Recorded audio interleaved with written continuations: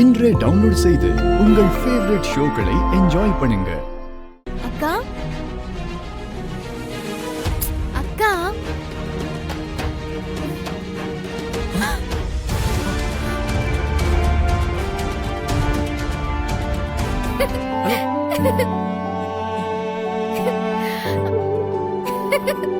ஏங்க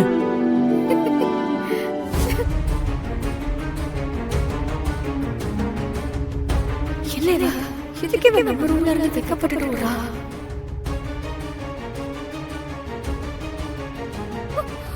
என்ன நடந்துட்டு இருக்க வருண் நீ? ஏய் சாரா, என்ன நடக்குதுங்க? இல்ல சாரா, நான் Dress சேஞ்ச் பண்ணலாம்னு வந்தேன். Dress change பண்ண வந்தனா? அவங்க உள்ள இருந்தது எனக்கு தெரியாது சாரா. எனக்கு புரிஞ்சிருச்சு. இதுக்காக தான் உங்க அம்மா கிட்ட நம்மள பத்தி சொல்லாம இருக்கல்ல. ஐயோ சாரா, நீ நினைக்கிற மாதிரிலாம் எதுவும் இல்ல. நான் இங்க Dress சேஞ்ச் பண்ண வந்தேன். அவங்க ஆல்ரெடி உள்ள இருந்தாங்க. அத நான் கவனிக்கல. சத்தியமா இங்க நடக்கிறதெல்லாம் பார்த்தா எனக்கு சரியாவே படல வருண். இதெல்லாம் கோஇன்சிடென்ஸ்னு நீ சொல்ல வர. இத நான் நம்பணுமா? ஐயோ சாரா, கோவில் அவளுக்கு பொட்டு வச்சதுல இருந்து அவளை மீட் பண்ணதுல இருந்து எல்லாமே நீ பிளான் பண்ணி தான் பண்ணிருக்க. சத்தியமா அந்த மாதிரிலாம் எதுவும் இல்ல. என்ன பார்த்தா முட்டாள் மாதிரி இருக்கா Varun. Hey baby, what is this? ஏன் இப்படி சந்தேகப்படுற? சந்தேகப்படுற மாதிரி தான் வருண் எல்லாமே நடக்குது. அப்படி பார்க்காத சாரா, நான் உன்னை மட்டும்தான் லவ் பண்றேன். இதெல்லாம் விட நீ இந்த காம்படிஷன்ல கலந்துக்கிறதான மோட்டிவே அம்மாவை இம்ப்ரெஸ் பண்ணணும்ல. தயவு செஞ்சு நீ அதில் ஃபோக்கஸ் பண்ணு. ப்ராமிஸா, இனிமே அந்த பொண்ணு இருக்கிற பக்கமே நான் தலை வச்சு படுக்க மாட்டேன். ஏதோ சொல்ற. இதுக்கப்புறம் உன்னை அந்த பொண்ணு கூட நான் பார்க்கவே கூடாது. சரி.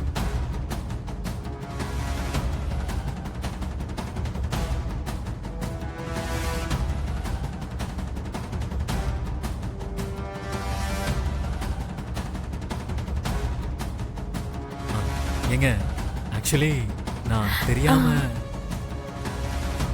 ரெண்டு பேரும் ட்ரெடிஷனல் காஸ்டியூம்ல ரொம்ப அழகா இருக்கீங்க.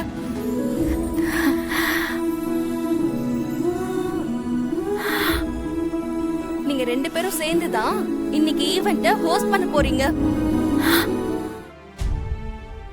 என்னது ஹோஸ்ட் பண்ண போறோமா? ஏற்கனவே சாராவுக்கும் எனக்கும் வெண்ணிலாவால நிறைய பிரச்சனை. இப்ப இவங்க கூட சேர்ந்து ஹோஸ்ட் பண்ணா, ஐயோ, அத நினைச்சாலே மண்டை சூடாகுது.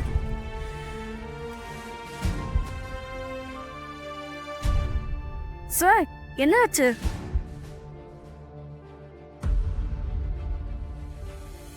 சாரிங்க, ரூம்ல நீங்க இருக்கீங்கன்னு எனக்கு தெரியாது.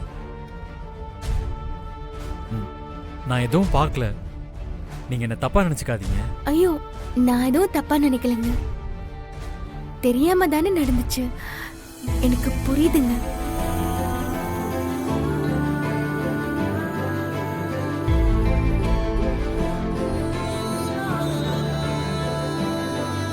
ஆமா, இந்த புடவை